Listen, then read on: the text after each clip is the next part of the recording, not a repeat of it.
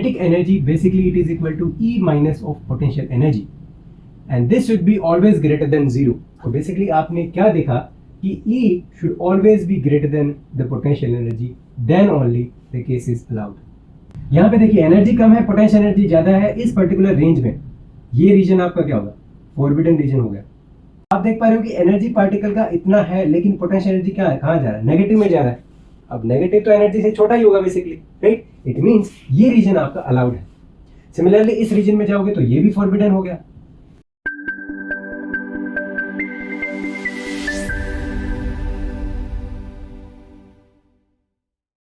Hello everyone, welcome to the YouTube channel. This is Deepak Marwal.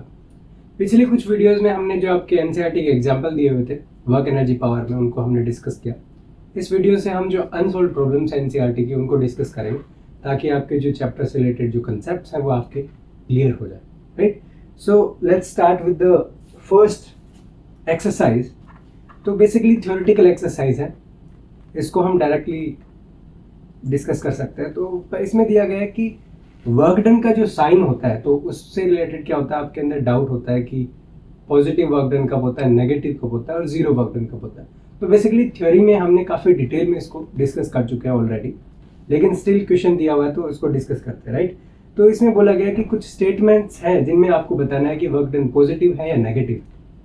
तो पहली statement में बोला गया कि work done by a man in lifting a bucket out of well by means of a rope tied to the bucket. तो basic सी बात है, कुएं से आपको पानी निकालना है, बकेट को खींचना है, right.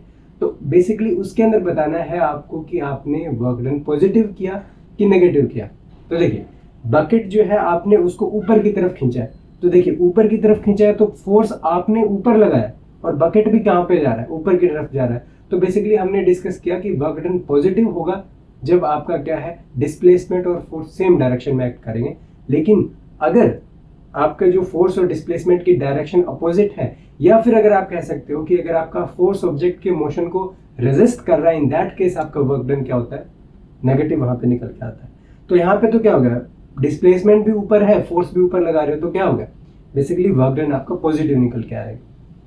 Second case B part दिया हुआ है, इसमें बोला गया है कि work done by the gravitational force in the same case, जो हमने ऊपर डिस्कस किया पहले वाला जो केस था. तो बेसिकली ग्रेविटेशनल फोर्स कितना वर्क डन करेगा. तो देखिए अगर बकेट की को देखें तो बकेट के ऊपर ग्रेविटेशनल फोर्स की वजह से चेक करना है, ग्रेविटेशनल फोर्स कहाँ एक्ट करता है, डाउनवर्ड डायरेक्शन में, लेकिन बकेट ऊपर की डायरेक्शन में मूव करे, इट मींस दोनों अपोजिट डायरेक्शन में है, वर्क डन नेगेटिव. सिंपल सी बात, राइट. अब इसका थर्ड पार्ट चेक करते हैं. थर्ड पार्ट में बोला गया है कि वर्क डन बाय फ्रिक्शन. तो जब भी फ्रिक्शन की बात आ जाए इट मींस आपका जो ऑब्जेक्ट का मोशन है उसको रेजिस्ट करता है फ्रिक्शन. तो बेसिकली इन केसेस में वर्क डन आपका नेगेटिव ही निकल के आता है. तो इसमें क्या बोला गया कि work done by friction on a body sliding down on inclined plane, doesn't matter inclined plane पे हो रहा है या फिर कहाँ पे हो रहा है, रेजिस्टिव फोर्स है तो रेजिस्टिव फोर्स के केस में नेगेटिव वर्क डन डायरेक्ट आप बता सकते, राइट. अब इसका फोर्थ पार्ट जो डी दिया हुआ है उसमें बोला गया कि work done bye N applied force. तो यहाँ पे ध्यान देना, अप्लाइड फोर्स बोल रहा है, applied force on a body moving on a rough horizontal plane with uniform velocity. तो देखिए ऑब्जेक्ट यूनिफॉर्म वेलोसिटी से मूव कब करता है, जब नेट फोर्स उसके ऊपर जीरो हो जाए, राइट. इट मींस उसके अंदर जो रेजिस्टिव फोर्स लग रहा है और जो आप अप्लाइड फोर्स बोल रहे हो दोनों इक्वल हैं. लेकिन इसने बोला है कि work done by applied force. तो देखिए जिस डायरेक्शन में आप फोर्स अप्लाई कर रहे हो ऑब्जेक्ट उसी डायरेक्शन में अगर मूव कर रहा है, तो बेसिकली क्वेश्चन में कुछ ऐसा ही दिया हुआ है, जिस डायरेक्शन में आप फोर्स अप्लाई कर रहे हो उसी डायरेक्शन में ऑब्जेक्ट मूव कर रहा है विद यूनिफॉर्म वेलोसिटी. ओके, तो जिस डायरेक्शन में आपने अप्लाइड फोर्स लगाया उसी डायरेक्शन में आपका क्या डिस्प्लेसमेंट है, वर्क डन आपका पॉजिटिव. रेजिस्टिव फोर्स की बात करी जाए तो क्या होगा, आपका नेगेटिव निकल के आ जाएगा. अब यहाँ पे नेट फोर्स सिस्टम पे जीरो है बेसिकली. तो एक आप ये भी कह सकते हो अगर नेट फोर्स सिस्टम पे जीरो है तो बेसिकली वर्क डन जितना आपका रेजिस्टिव फोर्स जितना वर्क डन करेगा उतना ही वर्क डन आपका अप्लाइड फोर्स करेगा. बिकॉज डिस्प्लेसमेंट देखिए दोनों केसेस में सेम है, फोर्स एग्जैक्टली इक्वल है बट इन अपोजिट डायरेक्शन. तो फ्रिक्शन फोर्स में जस्ट साइन आपका क्या हो जाएगा, डिफरेंट हो जाएगा, right. It means resistive case में मैग्नीट्यूड सेम रहने वाला है बट साइन आपका नेगेटिव उस केस में हो जाएगा. तो ये भी आपका एक काफ़ी इंटरेस्टिंग यहाँ पे फैक्ट आता है, तो आप इजीली इसको चेक कर सकते हो, काफ़ी सिंपल है. ओके, अब इसका फिफ्थ पार्ट है, बोला गया कि work done bye resistive force. देखिए रेजिस्टिव फोर्स आ गया तो directly work done will B negative. बोला गया कि work done bye resistive force of air on vibrating pendulum, तो डजंट मैटर, पेंडुलम पे हो रहा है, स्लाइडिंग बॉक्स पे हो रहा है, रेजिस्टिव फोर्स जहां पे आ गया work done will B negative. Okay, तो ये बेसिक सा आपका जो फर्स्ट एक्सरसाइज था वो आपका क्या होता है, कंप्लीट होता है। तो इसमें एक ही इंपॉर्टेंट जो आपका फोर्थ पार्ट था उसमें देखा हमने कि आपका जो एफ नेट है वो आपका कितना निकल के आया, 0 निकल के आया, बिकॉज यूनिफॉर्म वेलोसिटी से मूव कर रहा है ना। तो ये मेरे को लगा कि थोड़ा डिस्कस करना सही रहेगा। तो ये कुछ इस तरीके से v आपका वेलोसिटी है और इस डायरेक्शन में आपने फोर्स लगाया, लेकिन इस डायरेक्शन में एक फ्रिक्शन फोर्स भी एफ आर एक्ट कर रहा है लेट से। तो एफ नेट आपका है तो F R will exactly be equal to modulus of F, just आपका साइन अपोजिट है। तो यूनिफॉर्म वेलोसिटी से मूव कर रहा है तो किसी भी पॉइंट पे आप बात करोगे तो डिस्प्लेसमेंट इधर को होने वाला है, राइट। तो डिस्प्लेसमेंट मल्टीप्लाई बाय फोर्स आपका वर्क डन देता है, राइट। तो अगर आपको वर्क डन निकालना है तो वर्क डन अगर आप एफ आर का निकालोगे तो this will B minus of F R into D, right. और अब वर्क डन अगर आप निकालोगे एफ की वजह say that will B F into D.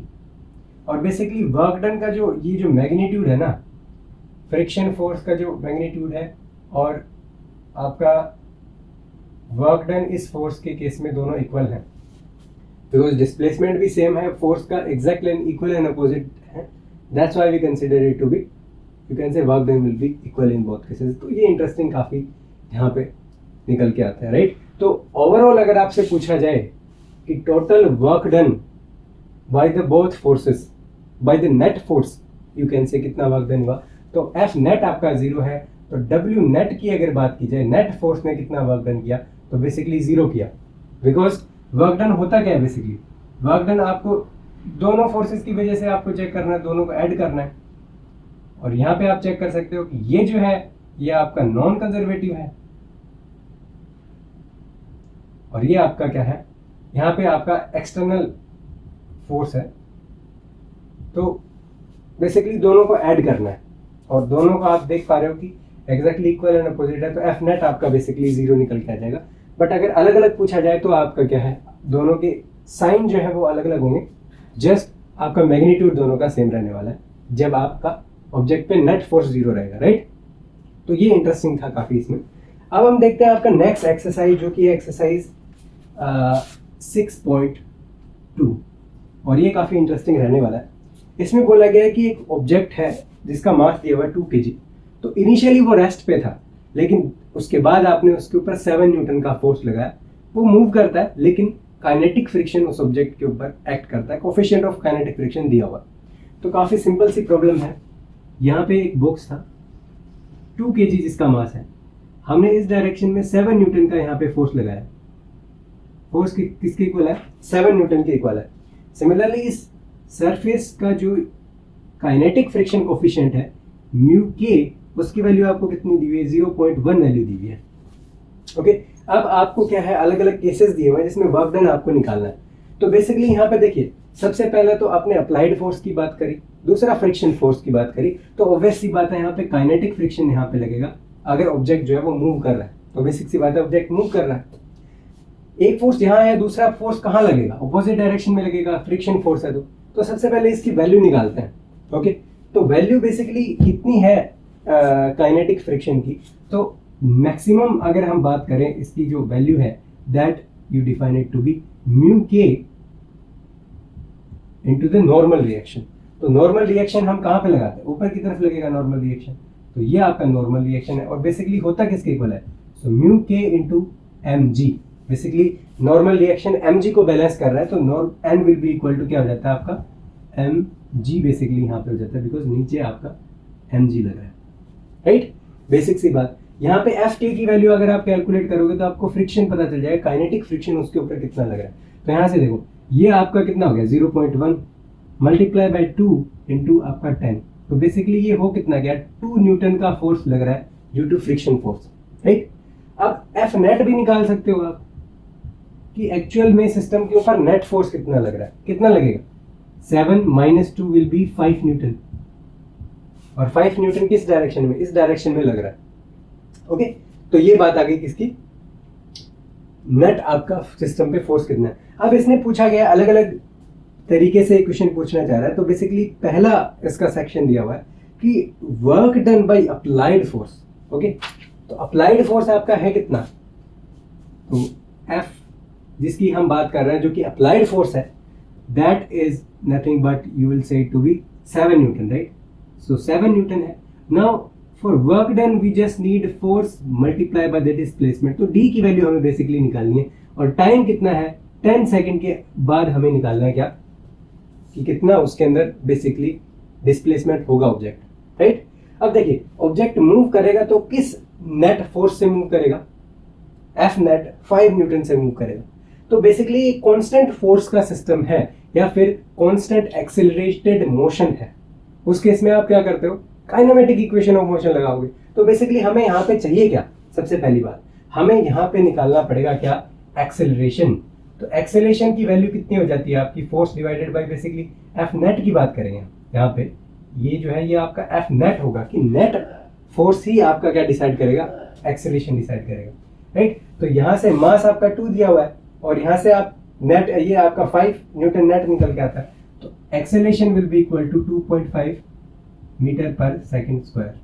तो ये बेसिक सा सिंपल कैलकुलेशन आप कर सकते हो, 5 डिवाइडेड बाई 2 kg आपका मास दिया हुआ है, राइट। और आपको डिस्प्लेसमेंट निकालना है, तो बेसिक सी बात है S is equal to ut plus half AT square जो था वो आपने फॉर्मूला लगाना है यहाँ पे। और इनिशियल वेलोसिटी की बात करूँ तो क्या होती है, 0 होती है। इस केस में रेस्ट से स्टार्ट किया ना हमने, तो बेसिकली ये वाला टर्म क्या हो जाएगा, 0 हो जाएगा। अब इस वाली टर्म की वैल्यू चेक करते हैं, कितनी D वैल्यू निकालनी है ना, बेसिकली हमें डिस्प्लेसमेंट निकालना है, कितने टाइम में निकालना है, 10 सेकेंड में निकालना है।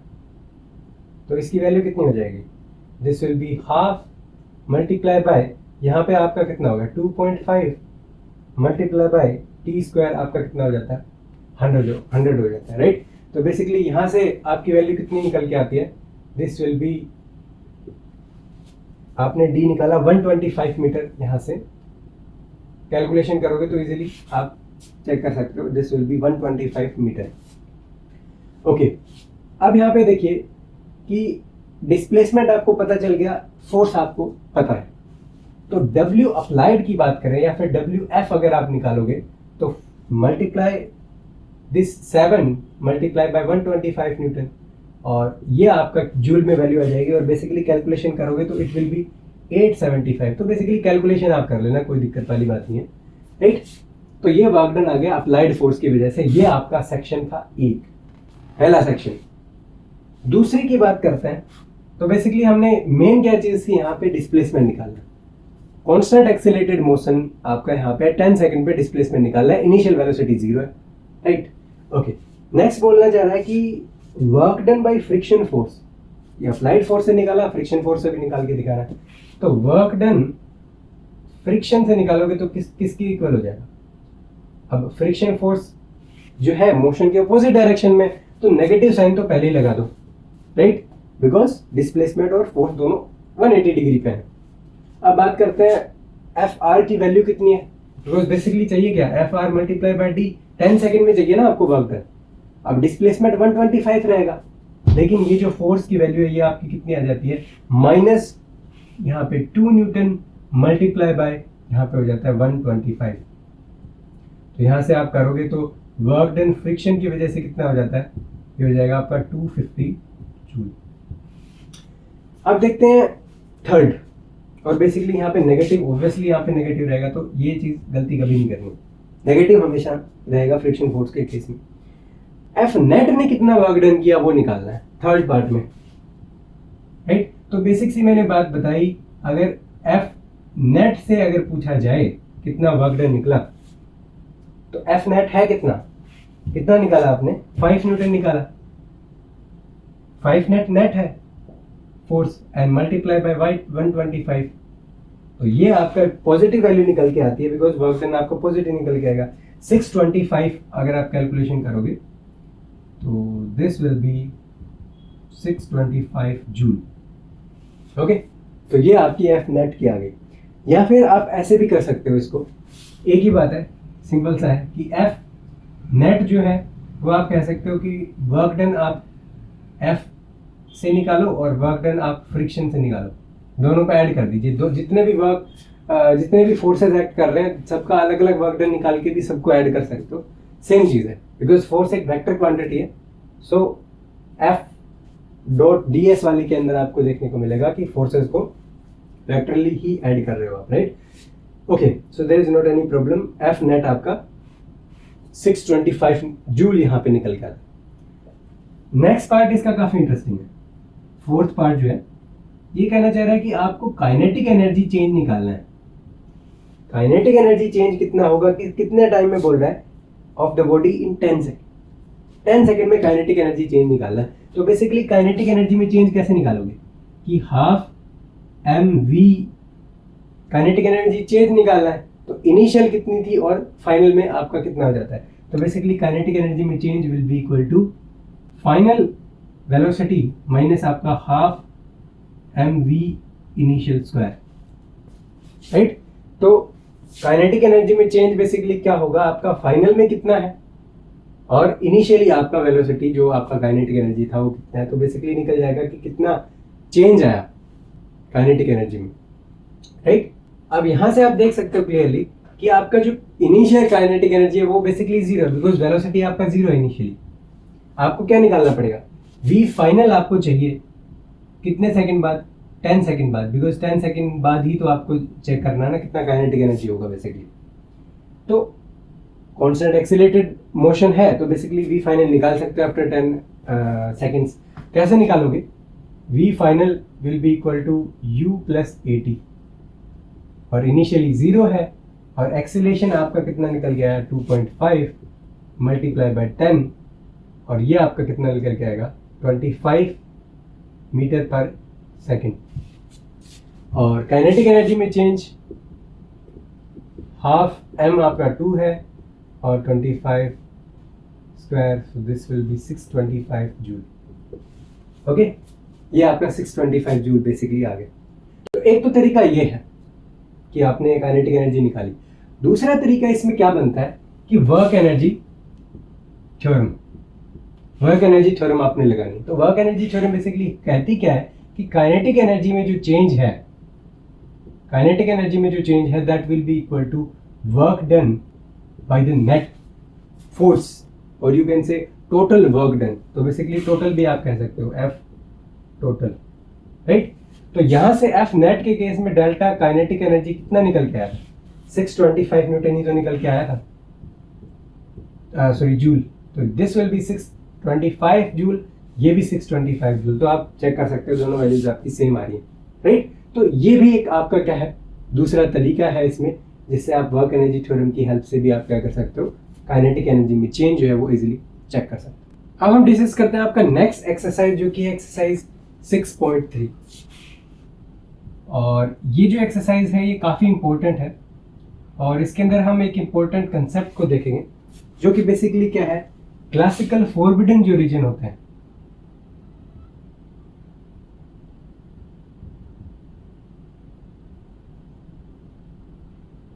ये बेसिकली होते क्या है ये हमें यहाँ पे चेक करना पड़ेगा।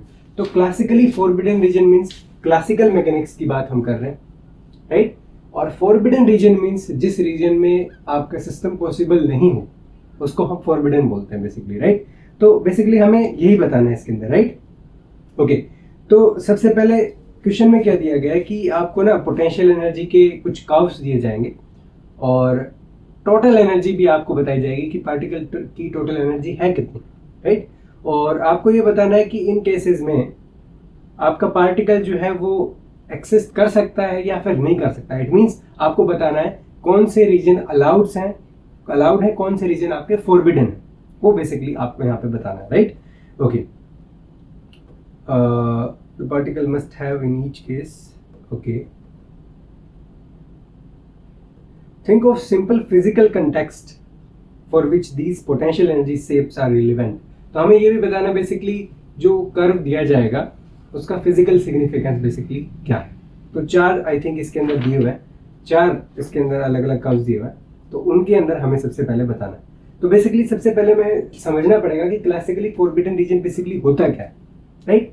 तो सबसे पहले देखिए, जब हमने बात करी किसकी, काइनेटिक एनर्जी की, पोटेंशियल एनर्जी की, और आप कह सकते हो बेसिकली वर्क एनर्जी थ्योरम की, मैकेनिकल एनर्जी की, कंजर्वेटिव फोर्सेस की, वहां पे हमने क्या देखा कि kinetic energy plus potential energy आपकी क्या होती है, बेसिकली एक कांस्टेंट वैल्यू होती है। और लेट्स से ये आपकी ई है, उस सिस्टम का एनर्जी है, उस पार्टिकल का एनर्जी ई है, वो बेसिकली फिक्स्ड रहता है, कांस्टेंट रहता है अगर आप कंजर्वेटिव फोर्सेस की बात करोगे। तो बेसिकली अगर पोटेंशियल एनर्जी का कर्व आपको दिया जाए, आपको क्या दिया हुआ है, इसका कर्व दिया हुआ है, तो जब भी हम पोटेंशियल एनर्जी की बात करते हैं तो बेसिकली होता क्या है, वो एक कंजर्वेटिव फोर्स का एग्जांपल है। It means mechanical energy will be conserved when you define the potential there, right. Okay, अब यहाँ पे देखिए काइनेटिक एनर्जी बेसिकली होती क्या है, kinetic energy is equal to half mv²। तो basically this is a positive value. तो kinetic energy आपकी क्या होती है, आपकी हमेशा पॉजिटिव होती है। अब बात करें पोटेंशियल एनर्जी की, तो पोटेंशियल एनर्जी डिपेंड करता है, कुछ सिस्टम के लिए पॉजिटिव हो सकती है, किसके लिए पॉजिटिव नहीं होती है। फॉर एग्जांपल जैसे ये डिपेंड करता है एक्सप्रेशन के ऊपर। जैसे पोटेंशियल एनर्जी स्प्रिंग की बात अगर हम करते हैं तो ये बेसिकली कितनी होती है, हाफ kx²। तो बेसिकली ये आपकी पॉजिटिव इस पर्टिकुलर केस में। कुछ केसेस में जैसे मान लीजिए पोटेंशियल एनर्जी ग्रेविटेशनल फोर्स की अगर हम बात करें तो उसमें mgh बेसिकली होती है। तो ये पॉजिटिव नेगेटिव दोनों हो सकती है, बिकॉज देखिए h जो है वो आपका डिस्प्लेसमेंट है, तो डिस्प्लेसमेंट पॉजिटिव भी हो सकता है, नेगेटिव भी हो सकता है। तो basically potential energy negative positive दोनों पॉसिबल है इस केस में, राइट। तो इट मींस पोटेंशियल एनर्जी अपना साइन एडजस्ट कर सकती है according to the cases, but kinetic energy हमेशा पॉजिटिव होगी, राइट। हमेशा क्या होगी, पॉजिटिव होगी। तो this can be greater than 0, it can also be less than 0। तो ये केसेस पॉसिबल हैं, बट काइनेटिक एनर्जी के लिए पॉजिटिव, और ये ऑलवेज पॉजिटिव आपकी रहती है काइनेटिक एनर्जी। तो अगर यहां से आप देखो तो काइनेटिक एनर्जी आपकी इक्वल किसके है, kinetic energy basically it is equal to E minus of potential energy, and this should be always greater than 0। तो बेसिकली आपने क्या देखा कि E should always be greater than the potential energy, then only the case is allowed. So this we define as classically allowed region, right? If it is not, अगर क्या हो, मान लीजिए अगर एनर्जी है this is less than the potential energy, this is forbidden region. तो basically यहाँ पे आपका सिस्टम पॉसिबल ही नहीं है, होना भी नहीं चाहिए अगर आपकी एनर्जी पोटेंशियल एनर्जी से कम आ जाती है किसी पर्टिकुलर केस में, राइट। तो ये काफ़ी एक इम्पोर्टेंट कंसेप्ट था इस चैप्टर का। सो मैंने सोचा कि इस प्रॉब्लम में इसको डिस्कस किया जाए ताकि अच्छे से आपको समझ भी आ जाएगा ये, बिकॉज इसमें 4 ऑप्शंस दिए हुए हैं, अलग अलग पोटेंशियल एनर्जी के कारण दिए हुए हैं और रिस्पेक्टिव एनर्जी भी आपको दी हुई है। आपको सिर्फ ये बताना है कि किस रेंज में पार्टिकल आपका एक्सिस्ट कर सकता है, किस रेंज में नहीं कर सकता।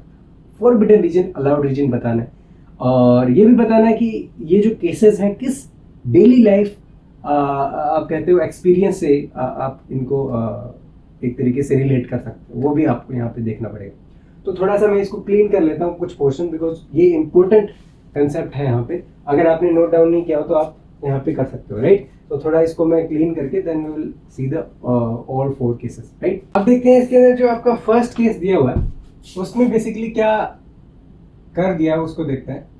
तो इसमें बोला गया है कि जो कर्व जो है वो आपका कुछ इस तरीके से दिखता है कि यहाँ पे आपका पोजीशन है बेसिकली x, और x के रिस्पेक्ट में आपका जो पोटेंशियल एनर्जी है ये आपका पोटेंशियल एनर्जी का कर्व है। Vx आपका वेरी कर रहा है, यहाँ पे पोजीशन चेंज हो रहा है। तो यहाँ पे एक पोजीशन आती है A, उसके बाद जो है वो एक स्टेप राइज होता है और एक यहाँ पे वैल्यू होती है आपकी V0, और यहाँ पे जो आपका एनर्जी है वो बेसिकली क्रॉस से बताया हुआ। तो आप इसको क्या कर सकते हो, बिकॉज एक कांस्टेंट वैल्यू है तो आप इसको एक्सटेंड करके एक लाइन बना सकते हो, राइट। अब यहाँ पे आपको बेसिकली बताना क्या है कि यहाँ पे क्लासिकली फॉरबिडन रीजन क्या है और क्लासिकली अलाउड रीजन कौन से वाला है। सबसे पहले आपको चीज क्या चेक करनी है कि एनर्जी इज ग्रेटर देन, अगर आपका पोटेंशियल एनर्जी है ये आपका क्या है, अलाउड रीजन है, और अगर आपका एनर्जी पोटेंशियल एनर्जी से कम है, ये आपका फॉरबिडन है। तो हम एक दोनों में से किसी एक को आइडेंटिफाई कर लेंगे। मान लीजिए फॉरबिडन को हम चेक करते हैं कौन सा है। देखिए यहाँ पे बात की जाए तो देखिए पोटेंशियल एनर्जी यहाँ से लेके यहाँ तक है कितनी, जीरो है बेसिकली।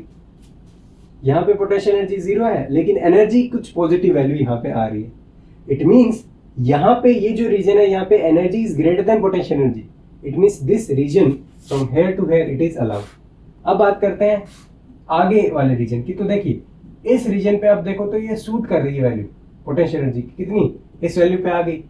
तो इस वैल्यू के बाद अगर आप देखो तो पोटेंशियल एनर्जी की वैल्यू कितनी है, V0 है। और बेसिकली V0 आपका देखने को मिल रहा है कि एनर्जी से ज्यादा है। पोटेंशियल एनर्जी कितना आ गया, ज्यादा आ गया एनर्जी से।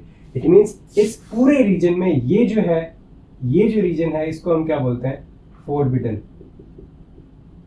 तो ये फॉरबिडन रीजन बेसिकली आपने आइडेंटिफाई कर दिया, ये वाला रीजन अलाउड है। ओके, अब बात आती है कि इसकी डेली लाइफ से किस चीज से मैच करता है ये चीज, राइट। तो देखिए जब हम बात करते हैं बेसिकली यहाँ पे अलाउड है, यहाँ पे अलाउड नहीं, तो बेसिकली आपको देखने को मिल रहा है कि विद पोजीशन जो है एक पर्टिकुलर एक दीवार टाइप में यहाँ पे आ गई। तो आप कह सकते हो कि ये एक जो प्रॉब्लम है ये आप कह सकते हो कि एक वॉल से रिलेटेड आपकी एक यहाँ पे प्रॉब्लम है, रिजिड वॉल आप कह सकते हो, राइट। रिजिड वॉल कैसे, मान लीजिए आप यहाँ पे हो और आपने कोई बॉल को इस पर्टिकुलर एनर्जी के साथ फेंका, तो बेसिकली आप कितना भी कोशिश कर लीजिए वो क्या होगा, इस पर्टिकुलर हाइट को के ऊपर से नहीं जा पाएगा, बिकॉज पार्टिकल का जो एनर्जी है वो इस पर्टिकुलर वैल्यू से क्या है, कम है। या फिर आप कह सकते हो कि यहाँ तक पहुंचने के लिए आपको ज्यादा एनर्जी की जरूरत पड़ेगी, लेकिन आपकी एनर्जी क्या है, कम है, राइट। तो ये बॉल है, इसके ऊपर फेंकने के लिए आपको ज्यादा एनर्जी चाहिए बेसिकली, राइट। तो ये भी आपको यहाँ पे देखने को मिल रहा है, राइट। तो बिकॉज यहाँ पे फेंकने के लिए आपको क्या करना पड़ेगा, ग्रेविटेशनल एनर्जी जो है, जो पोटेंशियल एनर्जी है, उसको क्या करना पड़ेगा, इस पर्टिकुलर वैल्यू से ज्यादा होनी चाहिए। तो इस पर्टिकुलर पोटेंशियल वैल्यू की पोटेंशियल एनर्जी की वैल्यू कितनी है, V0 है। तो इट मीन्स ये एक तरीके की रिजिड वॉल है जिसको हम ओनली तभी क्लियर कर सकते हैं जब आपका एनर्जी क्या हो, इस पर्टिकुलर वैल्यू से ज्यादा हो, राइट। तो ये आपका रिजिड वॉल का एक प्रॉब्लम यहाँ पे हो जाता है। डेली लाइफ से हमने इसको रिलेट कर दिया, राइट। अब बात आती है, देखिए आप कितना भी कोशिश करिए आप इसको पेनिट्रेट करके दूसरी साइड नहीं जा सकते। तो ये बात आती है क्लासिकली फॉरबिडन रीजन की। एक और भी जब आप ग्रेजुएशन में जाओगे तो जब हम बात करते हैं क्वांटम सिस्टम की, राइट। तो क्वांटम सिस्टम में बेसिकली क्या होता है, आप काफी स्मॉल लेवल पे जाके चीजें देखते हो क्वांटम सिस्टम में। तो आपको मैं थोड़ा बता देता हूं कि क्वांटम सिस्टम में ये जो पॉसिबिलिटी है यहां से जंप करने की, वो आपकी क्वांटम सिस्टम में पॉसिबल रहती है। ये ओनली क्लासिकली फॉरबिडन रीजन की हम बात करते हैं। तो देखिए कितना इंटरेस्टिंग आएगा जब हम क्वांटम सिस्टम को, क्वांटम मैकेनिक्स को जब हम पढ़ेंगे। आपके ग्रेजुएशन वगैरह का जो टॉपिक है क्वांटम मैकेनिक्स, यहाँ पे ये जो प्रोसेस है जहां पे फॉरबिडन रीजन में पॉसिबिलिटी आ जाती है, इसको बोलते हैं हम क्वांटम मैकेनिकल टनलिंग।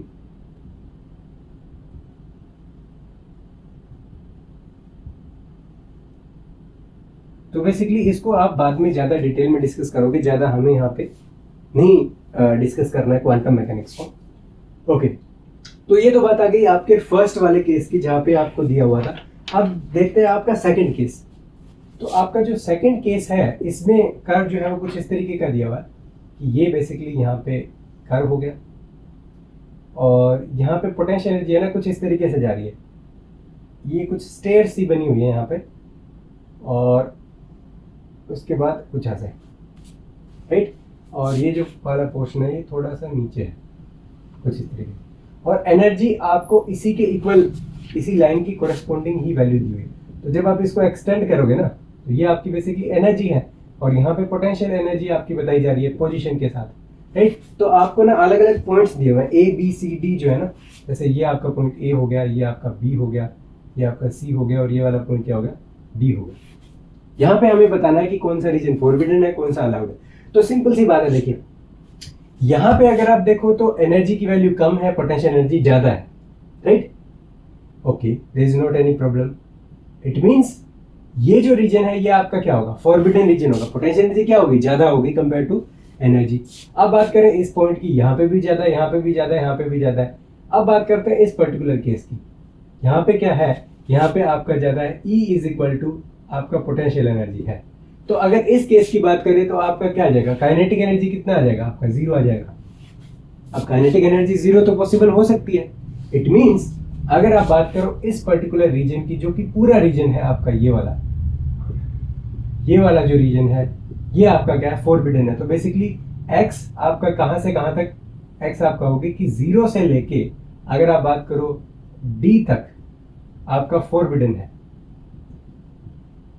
लेकिन x अगर आपका ग्रेटर देन d है, ये आपका क्या होता है, अलाउड रीजन यहाँ पे निकल के आता है।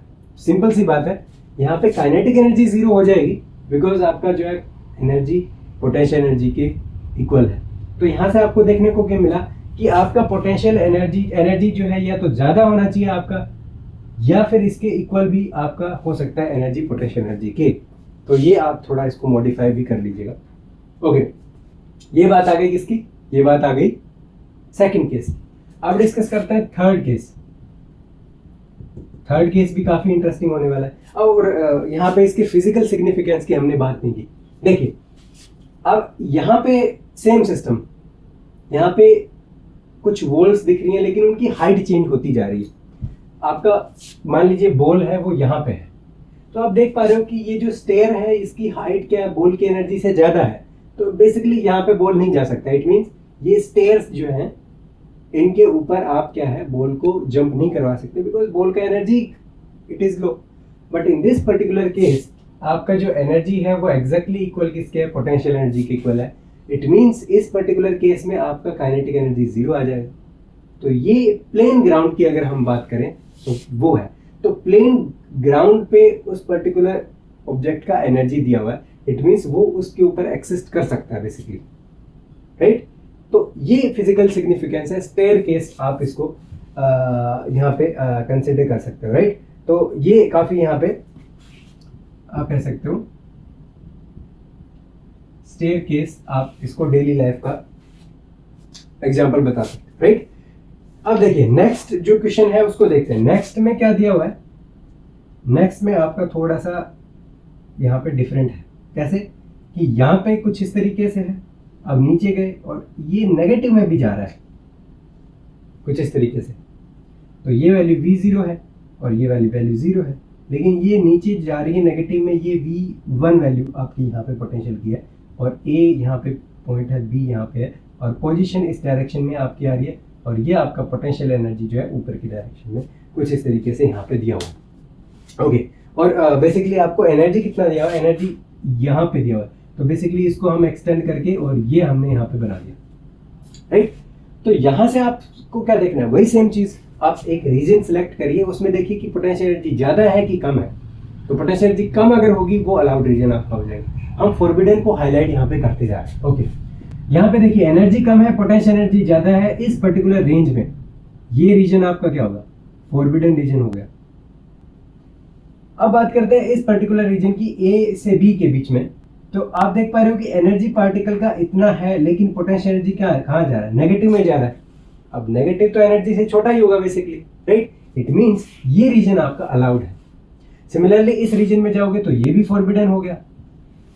तो ये हमने यहाँ पे आइडेंटिफाई कर लिया कि कौन सा रीजन अलाउड है, कौन सा फॉरबिडन है, राइट। अब बात करते हैं इसके फिजिकल सिग्निफिकेंस की कि किस चीज के आप इसको बता सकते हो। देखिए एक पर्टिकुलर रेंज में चीज अलाउड है लेकिन उसके बाहर आप उसको नहीं बेच सकते। इट मींस ये एक आप कह सकते हो कि वेल वाली प्रॉब्लम यहाँ पे हो जाती है, राइट। कि यहाँ पे आप अगर यहाँ पे अगर आप कोई बॉल थ्रो करोगे तो बेसिकली बॉल का एनर्जी आपका इतना ही है। बॉल इसमें फ्रीली मूव कर सकता है वेल के अंदर, कोई दिक्कत नहीं है, लेकिन उस वेल से बाहर उस बॉल को आप नहीं फेंक सकते बिकॉज आपका एनर्जी इतना है ही नहीं कि वो बॉल की जो हाइट है उसको कवर कर जाए, राइट। अगेंस्ट ग्रेविटी आप बॉल को फेंक रहे हो, राइट। तो कुछ इस तरीके से ये आपका एक वेल जो है उससे रिलेटेड है, आपकी एक बेसिक सी प्रॉब्लम यहाँ पे हो सकती है, राइट। तो इस तरीके से ये डेली लाइफ से आपका कनेक्ट हो जाता है, राइट। अब बात करते हैं नेक्स्ट आपका जो ऑप्शन जो है, जो कि आपका यहाँ पे फोर्थ इसमें क्या दिया हुआ है, इसमें थोड़ा सा यहाँ पे आपको दिया हुआ है पॉजिटिव और नेगेटिव एक्स में भी आपकी वैल्यूज दी हुई है। तो बेसिकली ये देखिए, ये पोटेंशियल एनर्जी में भी नेगेटिव पॉजिटिव हो गया और पोजीशन में भी हो गया। तो यहाँ पे आपने क्या करा, ये कुछ इस तरीके से एक ऐसे दिया हुआ है, then it's something like this, right. और यहाँ पे ये जो मैक्सिमम वैल्यू है ये आपकी V0 है, यहाँ पे बेसिकली पोजीशन है, और यहाँ पे अलग अलग ओके एनर्जी आपका इतना दिया हुआ है, इतना क्रॉस है।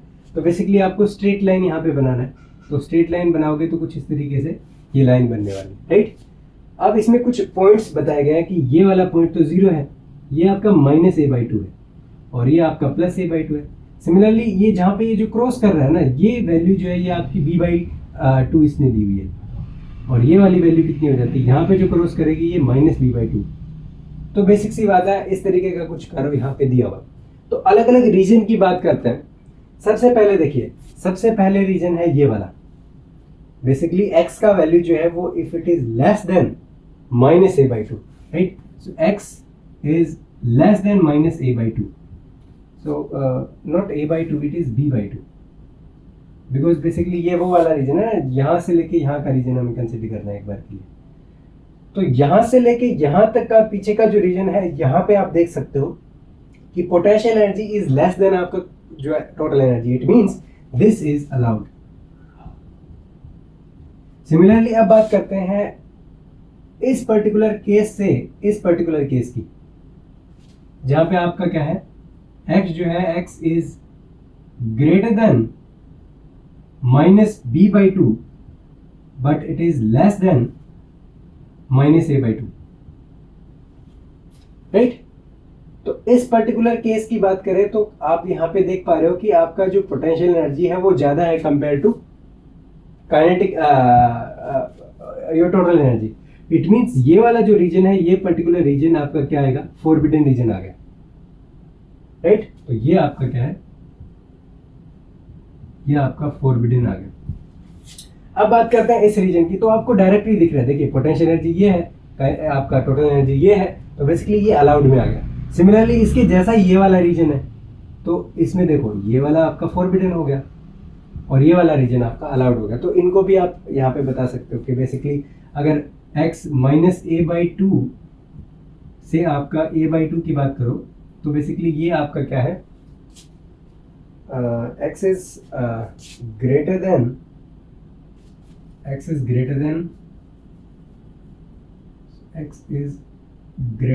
-a/2 but it is less than a/2।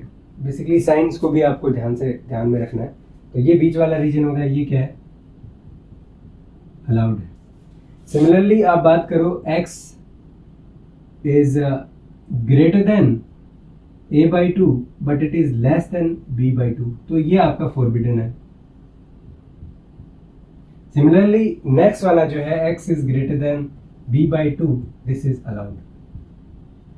अब बात करते हैं डेली लाइफ में इसको कैसे रिलेट कर सकते हो। देखिए बीच वाला पोर्शन तो वेल वाले से आपका मैच कर रहा है, लेकिन अगर हम बात करें इस पर्टिकुलर केस की जो यहाँ पे है, तो एक्स्ट्रा फ्रीडम पार्टिकल को मिल रहा है, बिकॉज यहाँ पे देखिए ये वेल के बाहर भी पार्टिकल यहाँ पे एक्सिस्ट कर सकता है, राइट, लेकिन इस पर्टिकुलर रीजन में नहीं अलाउड है। तो यहाँ पे आप क्या देख पा रहे हो कि आपका जो पोटेंशियल एनर्जी है, this is continuously decreasing. It means आपका काइनेटिक एनर्जी कंटिन्यूअसली क्या हो रहा है, इंक्रीज हो रहा है। इट मीन्स आप ऐसा कंसिडर कर सकते हो कि ये एक स्लोप टाइप में है बेसिकली, कि यहाँ पे अगर आपने पार्टिकल रखा तो पार्टिकल बेसिकली स्लाइड करेगा कुछ इस तरीके से नीचे की डायरेक्शन में, काइनेटिक एनर्जी इंक्रीज होगी, पोटेंशियल एनर्जी डिक्रीज होगी। तो कुछ इस तरीके से आप इसको रिलेट कर सकते हो, लेकिन यहाँ पे this is nothing but A well, okay. और बाहर आप कह सकते हो कि स्लोप टाइप में, एक वेज टाइप में बनाया हुआ है, कर्व्ड, जिसमें पोटेंशियल एनर्जी कुछ इस तरीके से डिक्रीज होता है, तो काइनेटिक एनर्जी इंक्रीज होगा basically, because total mechanical energy is basically conserved, right. तो ये आपका जो ऑप्शन था वो था आपका फोर्थ, जो आपका एग्जांपल यहाँ पे दिया हुआ था। तो आई होप कि आपको काफी अच्छे से समझ आ गया होगा कि कौन सी आपकी प्रॉब्लम्स जो है वो आपकी फॉरबिडन होती है, कौन से रीजन फॉरबिडन होते हैं, कौन से क्लासिकली अलाउड रीजन होते हैं। आपको सिर्फ चेक करना है कि kinetic energy is always positive, it means energy of the particle has to be greater than equal to be the potential energy, then only the particle will be allowed. You can say the system will be allowed, otherwise it is forbidden. तो आपको सिर्फ अलग अलग regions में वही check करना है, और वही हमने काफ़ी डिटेल में यहाँ पे आपको एक्सप्लेन किया कि कैसे आप फॉरबिडन और अलाउड रीजन को यहाँ पे इजीली चेक कर सकते हो, राइट. सो काफ़ी इंटरेस्टिंग आपका ये जो कंसेप्ट था, ये यहाँ पे आप इजीली यहाँ पे देख पा रहे हैं, राइट. सो आई होप कि आपको ये जो वीडियो है काफ़ी इंटरेस्टिंग लगी होगी. बेसिकली एग्जाम जो एक्सरसाइज 3 है वही आपका काफ़ी इंपॉर्टेंट इसके अंदर था, right. So thank you all for watching and we will meet in the next video. Thank you.